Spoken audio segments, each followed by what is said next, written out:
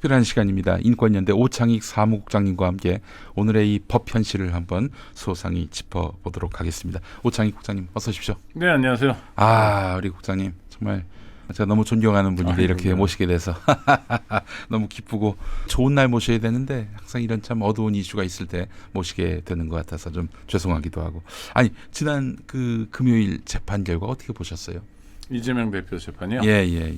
그러니까 공소장이 있잖아요. 검사 작성의 공소장이 있고 예. 이제 피고인인 이재명 대표와 변호인들이 제출한 변론서가 있을 거 아니에요. 네네네. 그러니까 저는 그걸 둘 다 읽어봤어요. 예.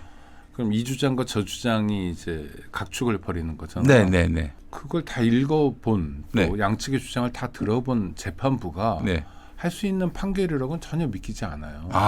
실제로 법원에 근무했던 전직 판사들 네. 또는 여러분들에게 비슷하게 이제 그런 의견을 좀 청한 적이 있었는데 저 판사로 일했던 분들 네네, 말씀이 네. 이재명 대표의 변호인들이 예. 그런데 뭐 누구도 예. 아니 이 사실을 가지고 어떻게 유죄 판결문을 쓸 수 있냐. 그러니까 많은 사람은 공소 기각 결정을 해야 된다. 그건 뭐냐면 예. 유무죄 판단 이전에 공소 자체가 잘못됐다고 왜 잘못된 공소를 했냐? 왜 이게 재판할 거리도 안 된다. 네. 예. 왜 그러니까 뭐 한 줄도 없는 거죠. 공소 기각 네 글자만 있는 거죠. 예. 이게 맞다고 얘기한 사람들이 굉장히 다수였어요. 심지어 예. 국민의힘 국회의원들도 네. 이를테면 이재명 대표를 좀 조롱하기 위해서 네. 놀리기 위해서 또는 자기들 희망사항을 밝히기 위해서 벌금 100만 원 형이 나올 거다. 또 어떤 사람은 뭐 80만 원 나올 거다. 이런 얘기들을 했거든요. 그렇죠. 국민의힘 윤상현 의원이 그런 말을 했습니다. 80만 윤상현 원. 의원은 80만 원이고 다른 의원들은 뭐 100만 원도 있었고 그랬는데 예. 문제는 뭐냐면 예. 국민의힘의 희망사항이 그 정도였는데 징역 1년형이 나와요. 그러니까 정말 이해할 수 없는 이해할 근거가 하나라도 있어야 되는데 예. 하나도 이해할 수 없는 판결이었습니다. 정말 놀라운 판결이고요. 2024년에 우리 법원이 이 정도까지 되는구나. 이걸 두고 원님 재판이라고 얘기하는데 이 원님이 어느 시절 원님입니까? 아니 이게 참. 사또 재판, 원님 재판은 원님이 이제 수사권과 기소권과 재판권을 다 가지고 있다는 건데 예. 그것도 예. 조선 시대를 좀 무시하는 거예요. 조선 시대 그렇죠. 주요 사건은 다 임금님이 직접 했고요. 사형 등의 사건은. 예. 그리고 우리가 드라마에서 그냥 네가 네 죄를 알렸다라고 윽박질렀다만 있다고 아는데 그렇지 않습니다. 이제 요만큼의 억울함도 없게 하려고 관료들이 굉장히 애쓴 흔적들이 곳곳에 나와요. 원님 재판조차. 그럼요. 예. 그러니까 우리가 비하하는 거고요. 예.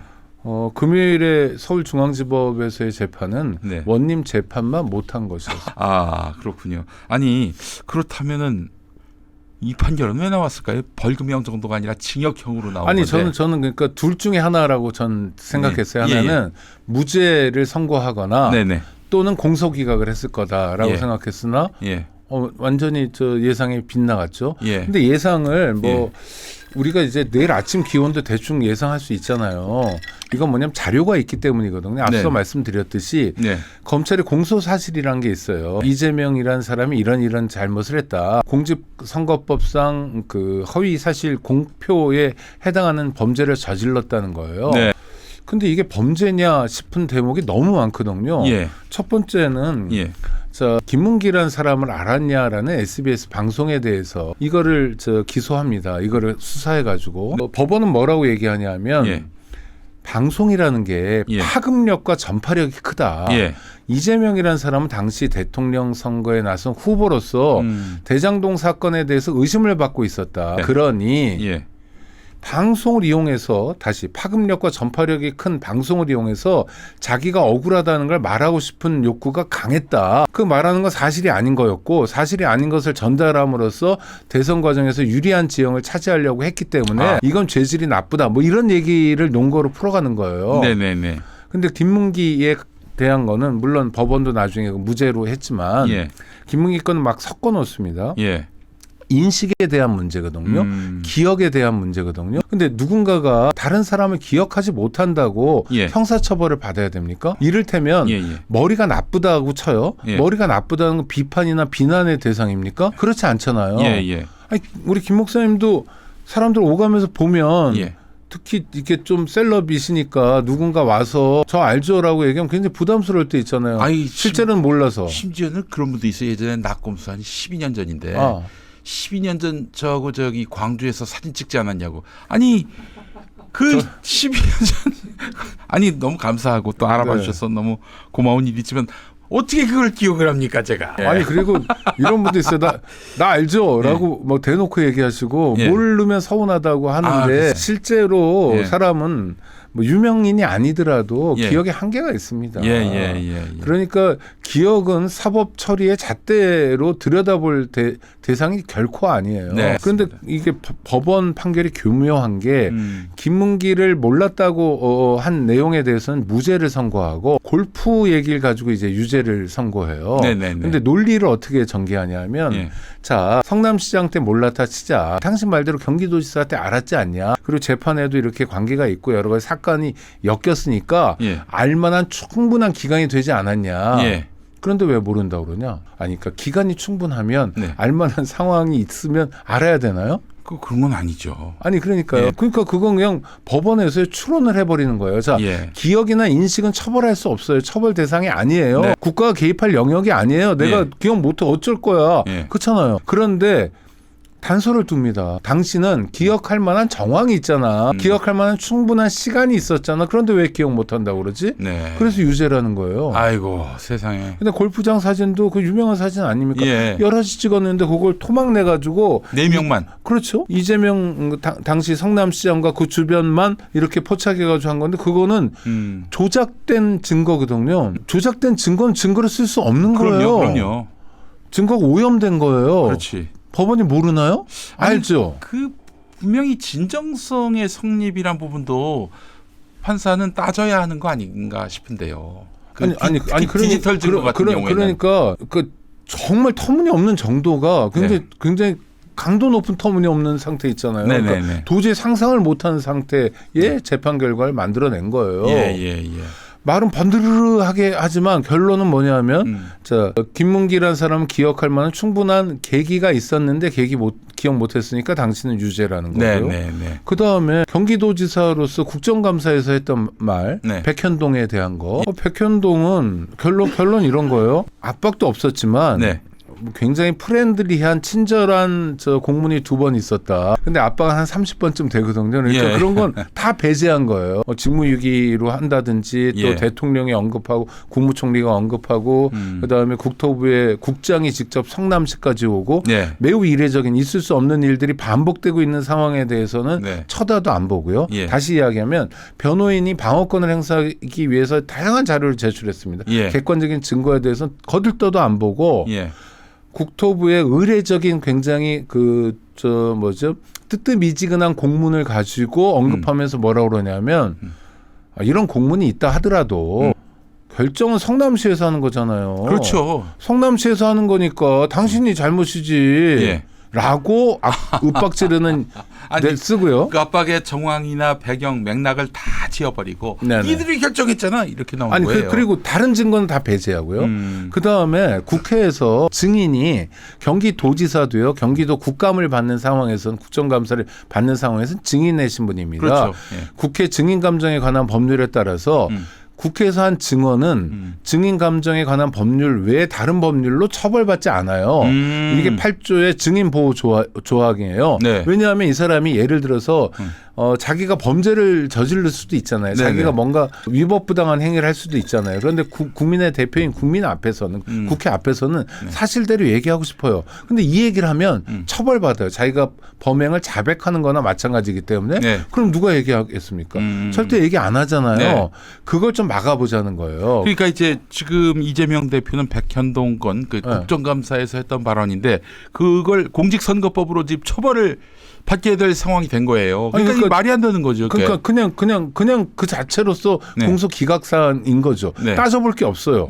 그러니까 백현동 사업에 대한 압박이 있었냐, 협박을 느꼈냐, 직무유기라는 협박이 있었냐 없었냐라는 걸 뭐 따져도 이재명 대표 입장에서 불리할 게 하나도 없지만 따질 것도 없는 애초건이 안 되는 거예요. 그런데 이걸 가지고 뭘 얘기하냐면 국회의원 면책특권을 가지고 얘기합니다. 면책특권이 누군가를 고의로 해코지할 때는 날아가는 거 아니냐 이런 거예요. 근데 이재명 대표가 그런 일을 했습니까? 또 하나는 그런 경우까지 상정해서 법률에 명시적으로 적어놓고 있어요. 이 법이 아닌 다른 법률로 처벌하지 아니한다고 돼 있어요. 그러니까 판사는 법 위에 있는 거예요. 예. 판사는 우리가 판사들에게 바라는 건 뭡니까? 상식과 법률에 따라서 재판해 달라는 거예요. 양심까지도 아니고. 네, 그럼요. 근데 상식에 따라서 재판하지 않았죠? 네. 더 큰 문제는, 더 중요한 문제는 법률에 따라서 재판하지도 않았어요. 그러니까 공직선거법으로 처벌할 수 없다는 아주 기본적인 것도 간단하게 퉁 쳐버려요. 폐격해버립니다. 게다가 지금 의원들이 물어보는 와중에 답변한 건데 의원들이 안 물어봤으면 그런 말을 안 했을 거 아니에요. 이재명 대표가. 근데 계속 물어봐서 답을 했더니 이걸 가지고 재판부는 국정감사 목적과 무관한 발언이었기 때문에 이거는 국회 증언감정법상 면책특권이 적용될 수 없다. 너는 죄를 저지른 것이다. 이렇게 판단한 거고요. 네. 예. 황당합니다, 진짜. 아니 그러니까 자기 필요 때문에 얘기했다는 거예요. 그러니까 피켓도 준비하고 그러지 않았냐. 당연히 도지사로서 자기 업무나 자기 활동에 대해서 설명해야죠. 네. 그리고 경기도지사 하늘에서 뚝 떨어진 사람이 아니라 네. 그전에 성남시장을 지냈던 공직 선출자로서 네. 자기 역사가 있잖아요. 그게 또 국토부 국정감사였거든요. 그러니까 예. 개발 사업이나 용도 변경이나 이런 거 어떤 자세, 어떤 태도로 하고 어떤 법률적인 근거로 하는지를 밝혀야 될 책무가 있는 거예요. 근데 밝히다 보면 좀 더 자세히 설명하기 위해서 이렇게 피켓도 보여주고 그럴 수 있죠. 네. 너무나 상식적인 거예요. 그걸 했다고 죄질이 나쁘다는 거예요. 아휴, 정말 참. 또 재질이 나쁜 건 이런 거예요. 양형사유를 막 대고 있어요. 하나는 선거법 위반이라는 건 재질이 나쁘다라는 하나만한 얘기를 하는 거죠. 국민의 선택권을 뺏었다라는 거예요. 예. 그러니까 이 사람은 의도적으로 굉장히 악질적인 사람이라고 규정하고 단정하고 사전에 들어가는 이렇게 거예요. 단정하고 그렇죠. 선입견을 갖고. 네네, 그럼요. 그래서 약간 원통한 생각은요. 이재명 대표가 장학금 주는 중앙대 말고 자기 실력대로 그냥 서울대 갔으면 이 지경 안 당했을 텐데 하는 생각 들고요. 지금 이 말씀은 아니, 뭐냐면 정말로. 이재명 대표가 사실은 실력으로 보자면 학력고사 실력으로 보자면 서울대 갈 수 있었는데 워낙 지지리도 가난하게 살았고 또 어떤 생활전선에서 돈을 벌어야 한다는 그 압박에서 벗어나고 싶어가지고 장학금에 더해서 월 20만 원씩 80년대 초반에 20만 원은 큰 돈이죠. 20만 원씩 주는 중앙대로 갔단 말이에요. 그래서 이 억울한 일을 당하게 된 것이다라고 보시는 분이 아니 그다음에 예. 저 사법시험 합격했잖아요. 예. 그다음에 교분한 사람이 그 인권 변호사의 효시 같은 조용래 변호사, 글쎄 말입니다. 전태일 평전 쓰고 이런 분이고 네. 그분한테 저 돈 조금 얻어가지고 성남 가서 예. 변호사를 했다는 거잖아요. 아무도 도와주지 않았어요. 아니 그러니까요. 예. 아니, 조영래 조용래- 변호사 말고. 그러니까요. 예. 그러니까 사실은 그 뿌리 깊은 시민운동가랄까, 네. 뭐 저 조용래 변호사가 인정할 만한 인권 변호사인 거죠. 네. 그러지 않고. 네. 처음에 그냥 법원에 갔으면 검찰에 갔으면 물론 우리가 아는 이재명이란 사람 만나지 못했겠지만 이런 치도고는 안 당했을 거예요. 이 사실 안동에서 그 시보를 할 때 검사 시보를 했다고 하더라고요. 이재명 대표가. 그때 그렇게 재밌었대요. 범죄자들을 잡아내는 어떤 그런 보람이 넘쳤는데 그래도 내가 사람 잡는 것보다 사람 살리는 일을 해야 되지 않겠는가 해서 인권 변호사로서 그 길을 걸었다고 하는데. 그러니까 법원에 재판부에 묻고 싶습니다. 만약 네. 이재명 대표가 서울법대를 나왔다면 네. 만약 당신들처럼 판사 경력이 있었다면 이런 치도고는 안 당했을 거라는 저의 얘기에 대해서 반박을 좀 해주세요. 그게 아니라고. 우리는 정말 양심과 상식에 따라 법률에 따라서 법률에 따라서 재판을 안 하고 있어요. 세상에 이 법률대로 왜 하지 않느냐고. 저희 민초들이 걱정하는 겁니다. 지금 우리 사법부에 대해서 어떻게 이런 걱정을 다 들으세요. 참. 그 국장님, 네. 그 이번에 그 판단을 보게 되면은 이 판결 내용도 참 기가 막히긴 한데 그 판결과는 별도로 외부에서 봤을 때 사법 권력, 수사 권력이 현재 대선 지지율 1위 후보 또 대선 때는 지난 대선 때는 0.73% 포인트 격차로 아깝게 진 후보에 대한 죽이기로 보는 시각도 많습니다. 아니 사실은 이런 구조에서 보자면은 결국에는 미래의 대선에서 나올 후보 하나를 사법 권력 플러스 수사 권력이 그냥 지워버리는 죽이는 이런 폭거를 저질렀다라는 목소리가 민주당 주변에서 나오고 있는데 어떻게 보십니까 그 부분은? 아니 그러니까 일단 뭐 수사가 형평성도 없잖아요. 예. 허위사실 공표라고 얘기한다면 구약성경을 다 외우는 부인을 둔 윤석열 후보의 허위 사실이나 뭐 도이치모터스로 한 푼도 못 벌었다든지 뭐 장모가 누구한테 해끼친 적 있냐든지 뭐 10원 한 장 뭐 패키지 적 없다. 어록이잖아요. 그 예, 뭐 양반은. 김만배 모른다 뭐 이러고. 예. 아니 그러니까 그 양반이 이야기한 도구는 뭐 파급력과 전파력이 없습니까? 네. 방송 카메라 앞에서 다 얘기했죠. 글쎄 말입니다. 그런데 수사조차 안 했잖아요. 네. 좋다 이거예요. 그러면 첫 번째 가장 중요한 포인트는 뭐냐면 대통령에 당선된 사람과 0.7이든 얼마든 간에 네. 단 한 표 차이라도 낙선한 사람의 차이가 이렇게 도드라지게 달라지면 이건 법이 지배하는 사회가 아니잖아요. 네. 이건 승자가 독식하고 패자는 망신 주고 패자는 그냥 정치적으로 죽여버리는 사회잖아요. 네네. 후진국이죠. 이게 우리가 브라질의 룰라 전 대통령이 감옥 가고 그럴 때 막 브라질의 민주주의 걱정했잖아요. 이게 브라질이 아니라 대한민국이 그 모양 그 꼴인 거고요. 그다음에 말이 안 되는 건 기본적으로 예. 그러니까 이런 설령 법원이 주장하는 대로 공직선거법상 뭐 허위사실 공표를 했다고 쳐요. 네. 그럼 그 공표한 게 김문기를 몰라라는 발언, 예. 그 발언이 예. 또는 백현등의 압박이 있었다라는 발언이 이재명 대표의 득표에 얼마나 영향을 미쳤습니까? 또는 국민들의 판단에 어떤 영향을 미쳤을까요? 저는 무슨 그 김문기를 안다 모른다. 그게 대선에서 제 나름대로 또 직업적으로 그걸로 밥 먹고 사는 사람인데 그게 이슈에 뭐 이응도 되지 않았다고 저는 보는 편이거든요. 아니 그러니까 예. 이게 왜 매번 그럴 때는 여론조사도 계속 하잖아요. 실시간이다시피. 예. 그래서 영향을 미쳤다 쳐요. 예. 국민들이 바보가 돼가지고 예. 이재명 후보의 그 허위사실 공표 때문에 예. 신성한 참정권을 예. 훼손당했다 쳐요. 그래서 500표를 손해봤다. 이를테면 예. 그러면 예. 그러면 이재명 국회의원의 의원직을 날려버려야 됩니까? 그렇다 치면 500표가 아니라 1000표라 치면 네. 이재명 후보가 앞으로 5년 아니라 10년 동안 대통령 선거에 어떤 공직선거에도 못 나오도록 해야 됩니까? 그러면 민주당은 네. 434억 원이나 되는 돈을 토해내야 됩니까? 그래서 당이 사실상 뭐 해체 수준의 괴멸적 타격을 받아야 됩니까? 예. 말 한마디의 값이 이렇게 무거운 겁니까? 과도해요. 아니 과도한 아니 그러니까 뭐가 앞뒤가 맞아야 돼요. 아니 그러니까 좀 뭐랄까 마음에 안 들 수 있어요. 어떤 네. 판결이 그래도 예. 논거나 예. 아이 변호인들이 이번에 보면 저런 걸 못 챙겨가지고 이런 결정이 나왔구나. 아예 좀 열심히 좀 하지라고 생각하거나 요게 쟁점이 될 줄을 미리 파악 못하고 예. 엉뚱한 방어만 했구나. 아쉽다. 예. 예. 뭐 이런 게 있으면 그래도 이해하겠어요. 네. 어떻게 법원을 비판합니까? 맞습니다. 예. 근데 이거는 터무니없는 정도가 100% 순도로 얘기하면 정말 100%예요. 정말 참 황당합니다, 진짜. 이게 결국에는 어떻게 수사 사법 권력이 국민의 참정권을 침해하는가? 이 나라 민주공화국 맞나? 민주공화국은 그 모든 권력이 국민으로부터 나오는데 국민이 만든 그 권력을 함부로 칼질할 수 있는 게 수사 사법 권력이라면 이 나라의 주인은 수사 사법 권력 아닌가 하는 목소리가 나올 법합니다. 아니 사실이죠. 사실이에요. 그러니까 아니 저는 대한민국이 여러 차례 굵직한 민주화 투쟁의 역사를 가지고 있다고 생각해요. 1960년 4.19가 있었죠. 예. 이승만 정권을 퇴진시키는데 성공했지만 곧바로 1년 남짓 만에 군사 쿠데타가 있었고 예. 그다음에 박정희 18년 뭐 전두환 7년 네. 그다음에 노태우 5년 이렇게 아주 암울하고 어두운 군부 독재 정권을 거쳤죠. 그러다 87년 6월 항쟁을 통해서 이제 군부를 끝장낸 거로 알았어요. 그래서 지금 87년 체제 제6공화국 체제를 살고 있는데 네. 실제로 군인들은 쫓아냈지만 네. 그러니까 민주화 역설 같은 거죠. 예. 민주화가 되니까 뭐가 중요하냐면 법의 지배가 중요한 거예요. 예. 근데 법의 지배가 법이 통제하려는 게 국민들이 아니거든요.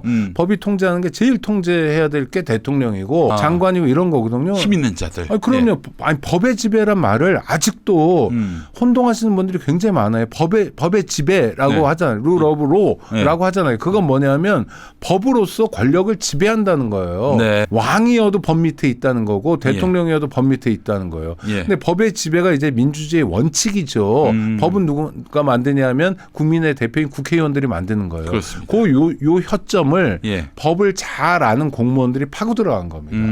그래서 91년에 이를테면 범죄와의 전쟁 같은 걸 노태우 정권이 일으키고 네. 그때 검사들이 날개를 달기 시작해요. 마치 영화에 자주 나오면서 무슨 정의로운 사람인 것처럼.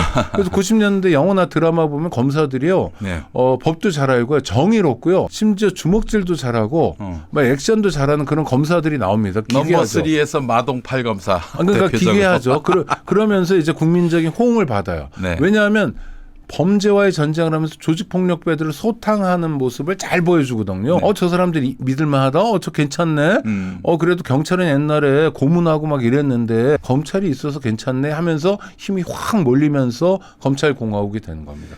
모래시계 바람으로 홍준표 검사가 또 정치권에서 아니 그러니까 모래시계하고 홍준표하고 관계도 없는 사람 전혀 상관이 없어요. 네. 전혀. 제가 그 작가를 만나봤거든요. 네. 그냥 그 홍준표 검사한테 검사 사회가 어떠한지 또 검사가 할 수 있는 권한이 무엇인지 그 인터뷰를 했지 홍준표 일대기를 다룬 드라마가 아니에요. 아니 그게. 그리고 홍준표 검사한테만 했겠어요. 여러 사람한테 다 했겠죠. 그러니까 그런 걸 가지고 이제 검사들이 치고 나오기 시작하는 거예요. 예.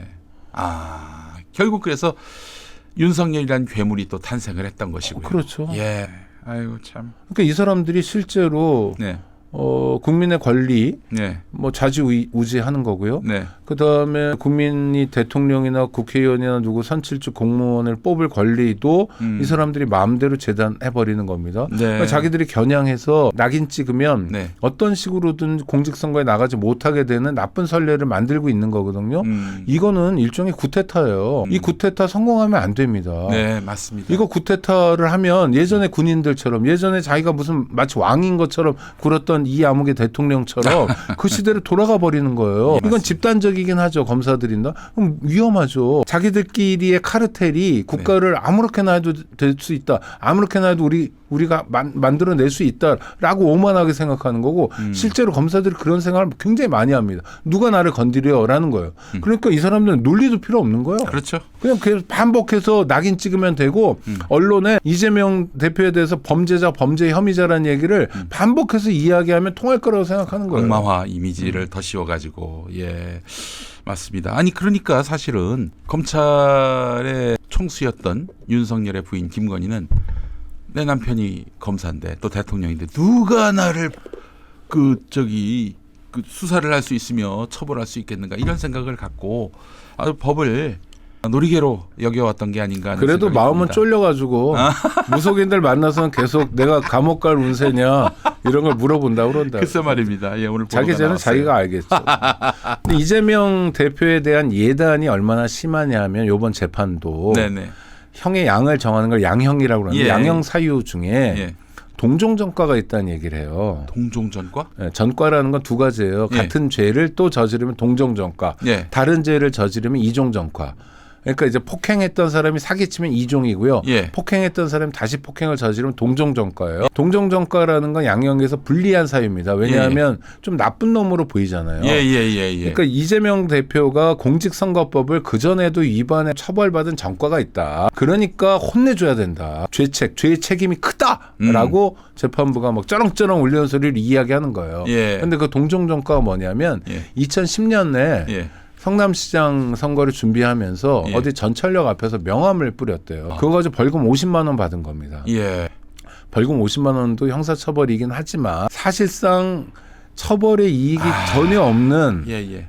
뭐 기초질서 위반 정도로 봐야 돼요. 그런 경범죄 정도죠, 여기. 아니 그러니까 그리고 명함을 뿌린 게 사전 선거 운동이라고는 하지만 명함 뿌린 사람이 이재명만도 아니고 수많은 정치인들이 네. 선거 운동 기간전에 명함을 뿌립니다. 근데 들킨 사람이 이재명이고 또 이재명 말고도 뭐 들킨 사람들 많죠. 그러니까 그거가 있다고 해서 네. 이 허위사실 공표의 양형 기준으로 삼을 수 있냐? 네. 14년 전에 명함 뿌린 걸. 14년 전이면. 근데 만약에 그렇다면 네. 전 같은 잣대를 똑같이 들이대자라는 거예요. 예. 그러면 대한민국의 단 한 명의 정치인도 지금 국회의사당에 남아 있을 수 없습니다. 네. 그들도 알고 있는 거예요. 이재명이기 때문에 이번에 이렇게 1심에서 그런 판결을 받은 것이다.